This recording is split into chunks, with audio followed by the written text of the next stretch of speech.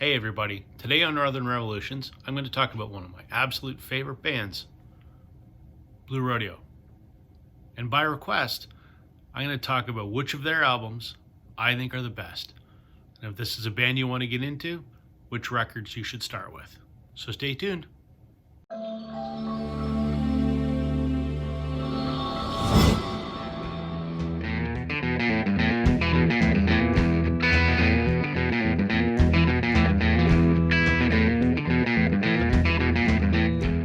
Hey vinyl community, welcome to Northern Revolutions. I'm Rob. Today I'm going to talk about a great Canadian institution, Blue Rodeo. Welcome back if you're returning. Welcome if you're new. Thanks for joining me today. Blue Rodeo is a band that I've mentioned before, if you've seen any of my videos. And I've talked about a couple of their albums on different topics in different videos.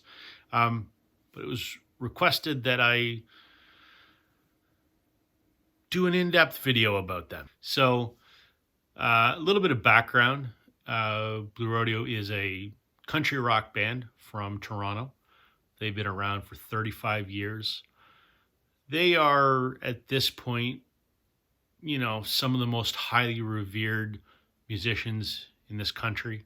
They have won a slew of Junos, which are like the Grammys. They are in the Canadian Music Hall of Fame. They're on our Walk of Fame. They've won the Governor General's Performing Arts Award. They've been nominated for the Polaris Music Prize. They have a slew of platinum records and gold records, and they are just a staple of Canadian music up here. And they are revered as immensely talented songwriters, some of the best performing musicians that you're ever going to see. They're sort of in the Canadian singer-songwriter tradition of Neil Young, of Ian Tyson, of Gordon Lightfoot, sort of in that tradition. And I just think they're an absolutely wonderful band. And unfortunately, they never made any progress south of the border. Not really sure why. Other Canadian bands have, like the Tragically Hip or the Bare Naked Ladies. Just these guys never caught on really outside of Canada. So I consider myself an expert on this band. I've seen them 47 times, not an exaggeration. I have met them many times.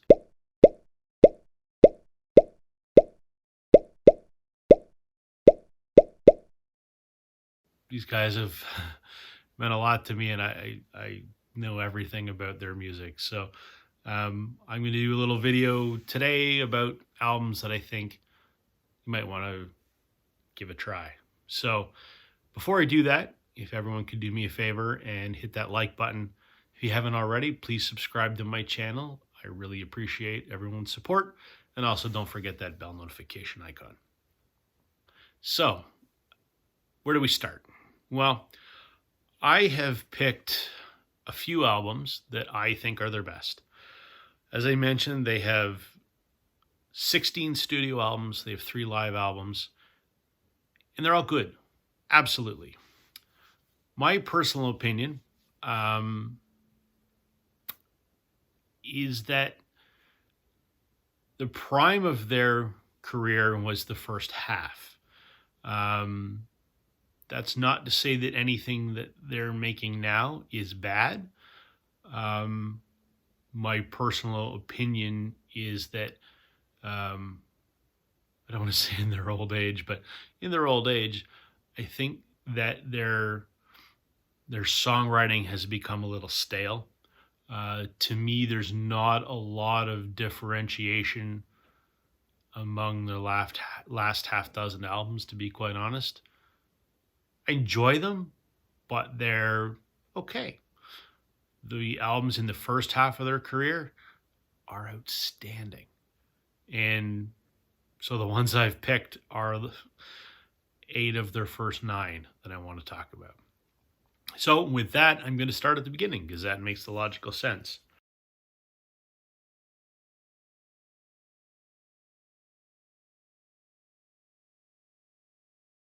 And this is the album I think that everyone should start with if you want to listen to Blue Rodeo. So their first album is called Outskirts. And this is it. Outskirts was their debut album. It was released on Risk Disc, which is a division of Warner now. This was recorded and released in 1987. It consisted of the original lineup of the band, and there's been a lot of lineup changes over the years. But the core of the band is Jim Cuddy and Greg Keeler, the two frontmen, the two singer-songwriters, and founding member Basil Donovan, the bass player. That's the core of the band that have been there since the beginning. And then Glenn Milcham, who's their drummer that joined in 91. That's the core of the group. But this album is Jim Cuddy, Greg Keeler, Basil Donovan, Bobby Wiseman, the keyboard player, and Cleve Anderson, the drummer. It's the original lineup. So a little bit of history about this record. The first single off of this was called Outskirts, the title track, was released to Canadian radio, and it flopped. Initially, the band sold about 5,000 copies of this record, and Warner said to them, if this album doesn't take off, we're dropping you from the label. Which is humorous in retrospect. It came that close to ending their career when you see what their career has turned into. I mean, that's preposterous to think. But the second single, which is a ballad called Try, was picked up by Much Music, which is our MTV up here, and got into fairly heavy rotation and became a hit, and a monster hit. And on the heels of that, Rose-Colored Glasses, which was a Greg song, Try as a Jim song, it also became a hit. Those two songs are now so intrinsically interwoven into the fabric of great Canadian songs that you can't imagine our musical tapestry without them. This album would go on to go platinum 4 times over. So it went from being almost dropped from the label to being 4 times platinum. This is the album that defined their country rock sound. It is amazing. If you're going to start somewhere, you start here. On the 30th anniversary of the album, Greg Keeler, one of the two singer-songwriter frontmen of the band, took it upon himself to remix the album, and they re-released it as a 30th anniversary. And here it is. You can tell it because it says remix up here. He modernized the mix. The original does sound like it's from 1987. There's a few things about this that he changed to sort of bring it up to the 2000s, but it's not tremendously different. Unless you were terribly familiar with the original, you might not notice, but outstanding. You'll find tons of the originals in record stores, crate digging, or a dime a dozen. The remix is a little harder to find, but if you can find it, get it. Outstanding.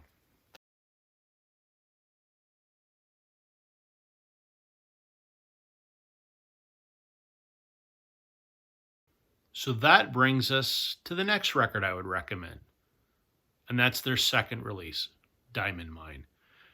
Diamond Mine, this album here, came out in 1989. It was recorded in New Orleans.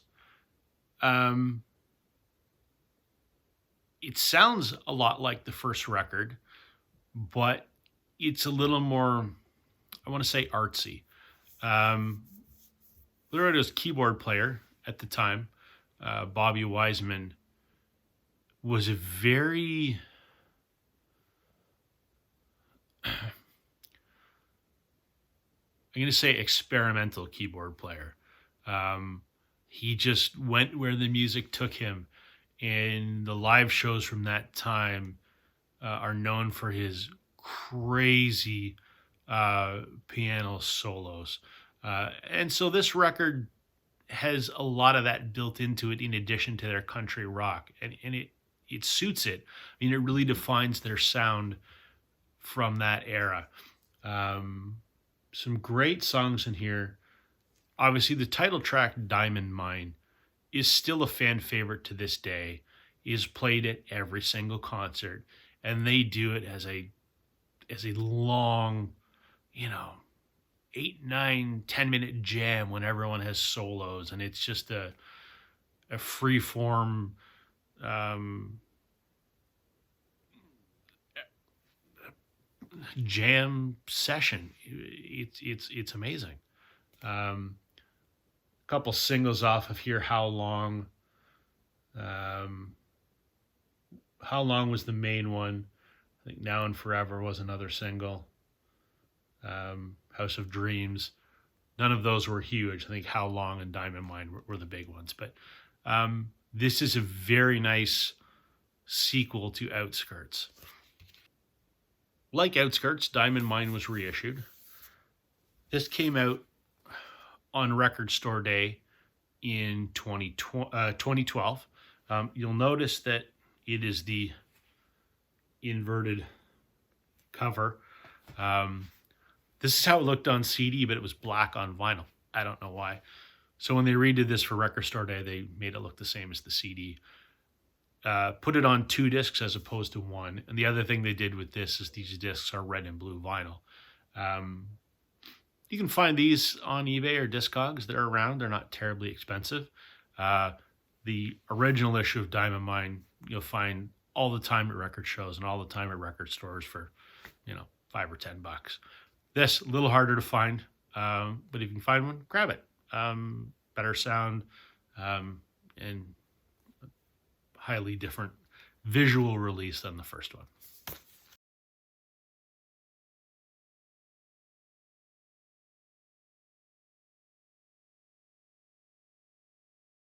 So the next album that I recommend was also the next album in their discography.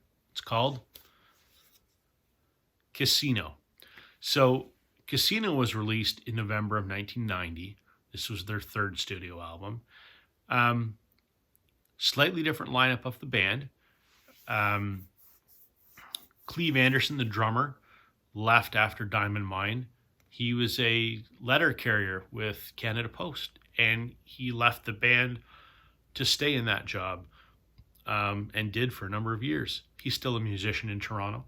I think he worked his whole life at Canada Post till he retired.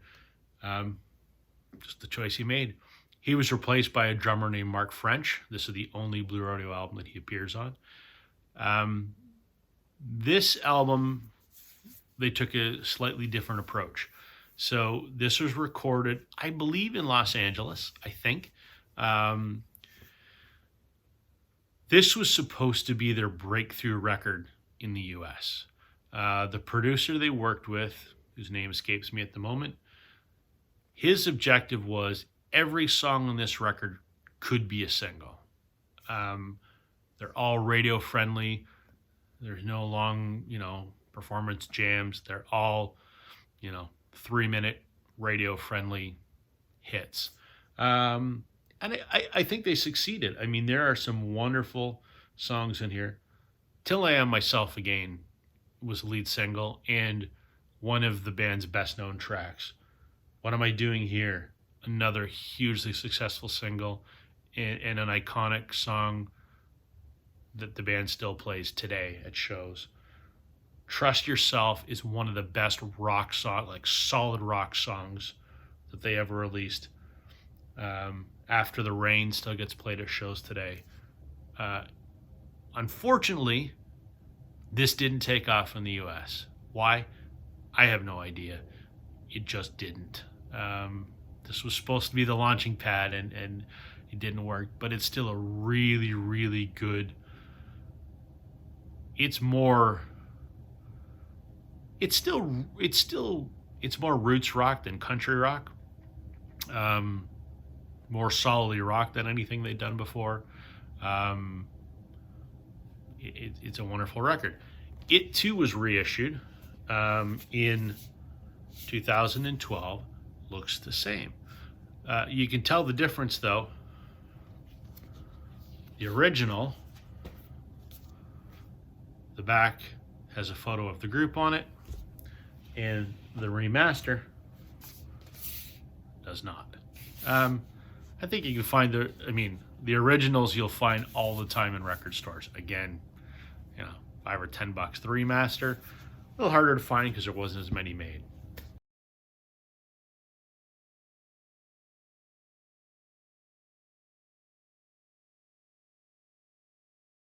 The next one that I highly recommend was one of their most successful.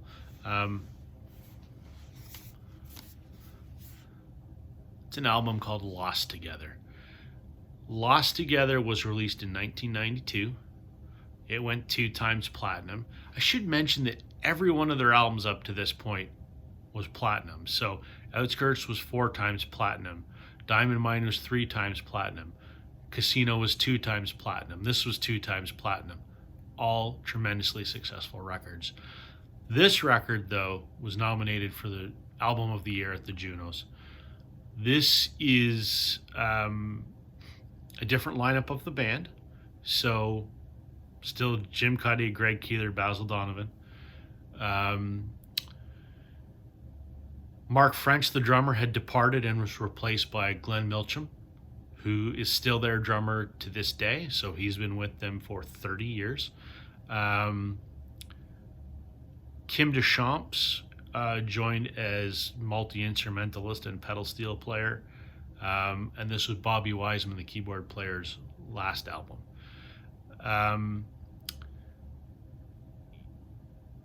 It's a familiar sound. I mean, it sounds like the natural evolution of the Blue Rodeo records that you will have heard up to this point. They do get a little more political on this record, though. And I'm not saying that's a bad thing by any means. Fools Like You, which is the lead track, is Greg talking about the abuse of the native culture in Canada. And Restless is sort of about the declining quality of social programs, both in the U.S. and Canada. It is a little political, but it's still a great record. The thing to note about this, the title track Lost Together, is I want to use the word anthemic. It certainly is. It might be one of the fandom's most favorite songs. They close every single concert with that song 100% of the time. Whoever the opener is comes out and performs it with them. That's just the tradition. Everyone in the crowd knows the song. It's just it's a great rootsy rock, country rock, more rootsy rock, I think, but a wonderful, wonderful record. This was initially released on vinyl only in Germany back in '92. They're stupid expensive. I don't even have one. When they did some of the remasters in 2012 was when this came out. These are hard to find. If you find one, get it, because they're scarce and they're getting pricey.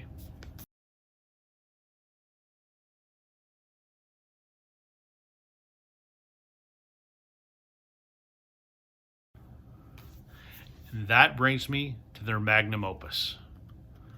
This is the album that defined their career, 5 Days in July. A wonderful, wonderful album. It was conceived as being a sort of homage to Neil Young's Harvest. That's kind of the vibe they were going for. This was recorded in 5 Days in July at Greg Keeler's farm, which is also his recording studio, just east of Toronto. The band originally got together to record demos for the album, and that recording of the demos went so well that it became the album.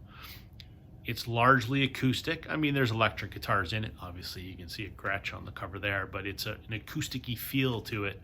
Um, this is their most successful album to date. It features Sarah McLachlan on some songs.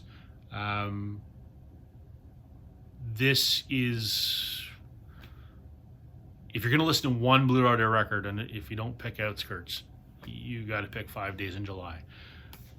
There are songs on here that are that define who they are as a band. 5 Days in May hasn't hit me yet. I've related the story in another video.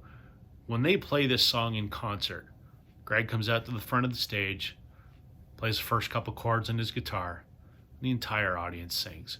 The band doesn't play along. The audience sings the first verse, the first chorus before the band kicks in. Everybody knows every word. And whether it's 1,000 people or 15,000 people, to hear them singing this song to the band is magical. It's the word I used last time. It's the word I used last time, and it holds true.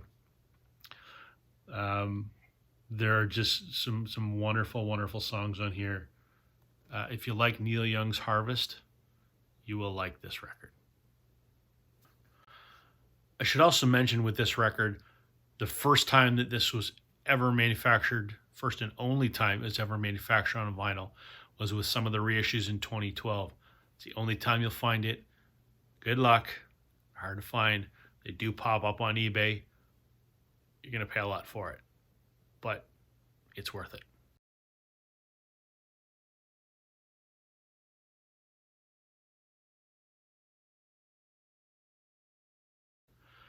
I've got 3 more that I want to talk about because I think they're vitally important in the catalog of this band. So the next one has never been released on vinyl. There is about 4 or 5 albums that have never been released on vinyl. And I've asked guys in the band if that's ever going to happen.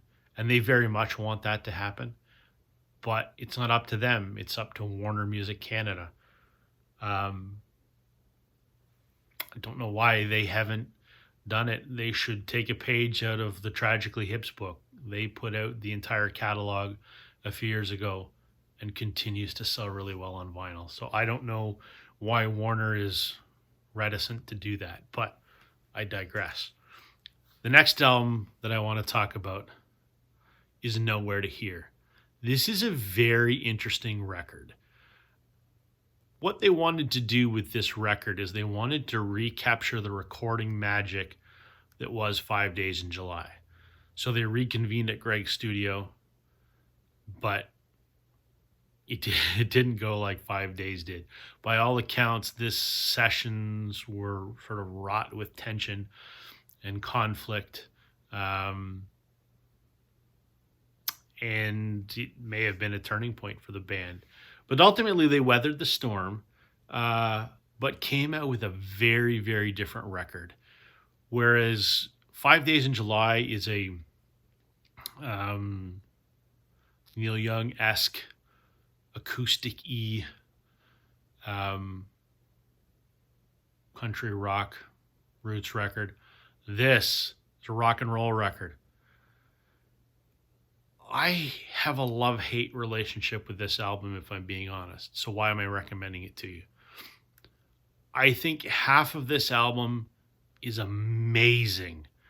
There are some rock songs on here unlike they have ever put out before. Side of the Road, probably Greg's best rock song. Better Off As We Are, one of the best singles this band has ever put out. It's a Jim song.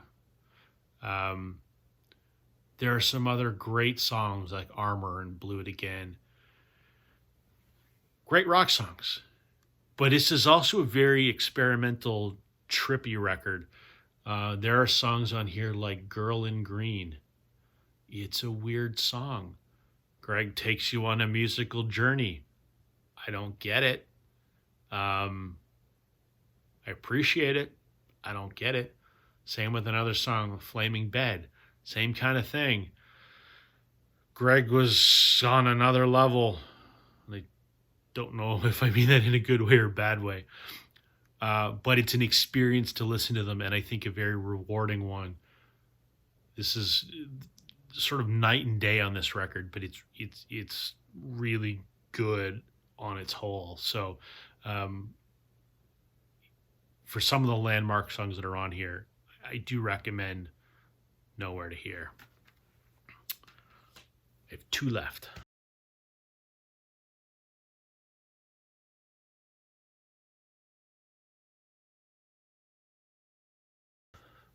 I've mentioned this one before, and this is The Days in Between. So, this was recorded in 2000 at a studio in New Orleans. This was Kim Deschamps's last record before he left or was fired, I don't know, and replaced with multi-instrumentalist and pedal steel player from Wilco, Bob Egan, who's a good personal friend of mine. This is a record that the band hates. They've gone on record saying they do not like this album. They do not play songs from this album. I've only heard songs from this album on this tour. I don't know why they don't like this record. I love it. It is my favorite. I will go so far as to say that it is among my favorite albums of all time in all music, period. If I'm stranded on a desert island, this is one of the albums that I have to have. I love it that much. I like to describe this album as grandpa rock. I don't know why. It is a rock record, but it's not a loud, aggressive rock record. It's a laid-back rock record. I think that's probably a fair assessment. Very little pedal steel and mandolin, not a lot of keys. It's guitars and it's electric guitars, but like I said, it's laid-back adult contemporary rock and roll. But it's wonderful. Somebody Waits was the lead single off here, and that's what got me into this band when it came out in 2000. And I think Always Getting Better was the other hit. And I guess The Days in Between, the title track, which is Greg's song. It is a very enjoyable record. You may not agree with me. Some fans love it, some fans hate it. The band hates it, which is unfortunate. But I have to include this because if my personal taste, this is wonderful. You will not find this on vinyl. Yes, I'm holding a copy. This was never commercially for sale. They were promo only. If you can find one, you're going to pay hundreds of dollars for it. I have two, only because I had a friend in the band, and that's how I got it. One of my copies is autographed. It's hanging on my wall. If you haven't seen my room tour, watch that video. You'll see it. I wish that they would reissue this so that more people could hear it. I've had many people want to buy this, and I will not part with it. I love it.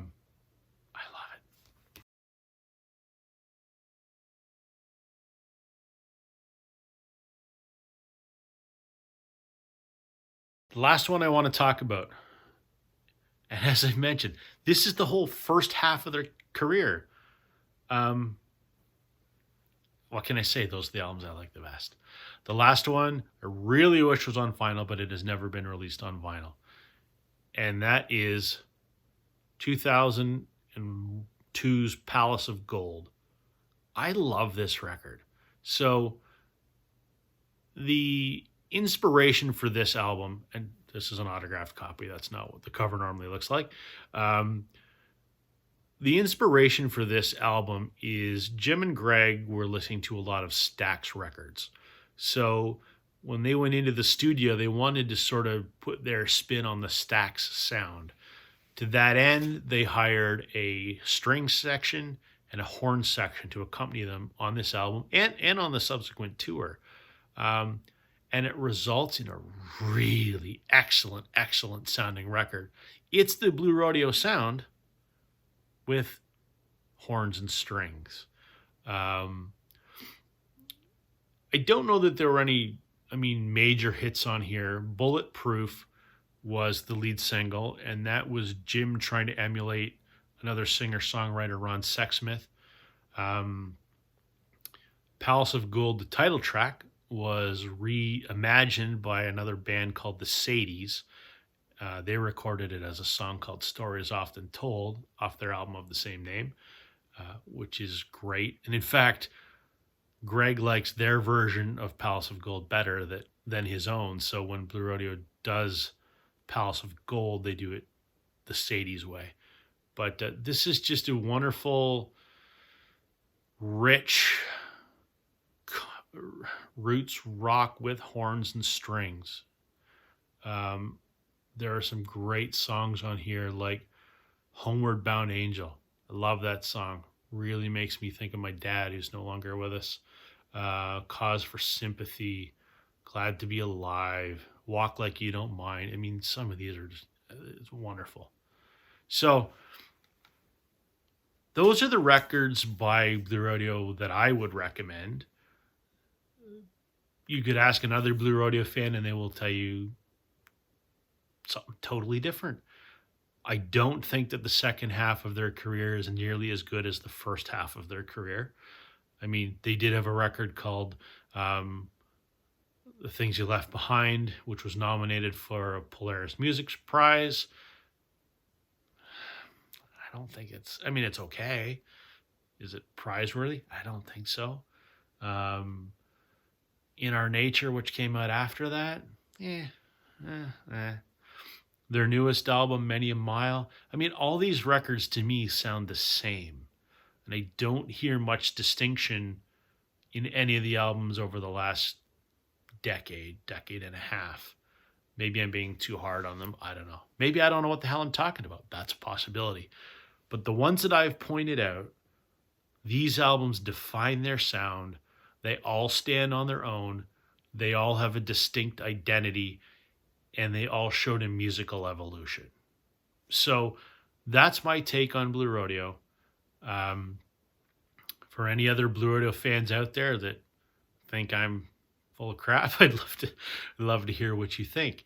And for those of you that want to get into the band, go listen to some of the stuff and report back in the comments. I would love to hear what your take on my favorite band and one of the best things ever to come out of this country's musical culture. So that's all for me today, everybody. Thank you for watching. Thank you for your continued support of Northern Revolutions. I appreciate it. See you all again soon. Catch you on the flip side.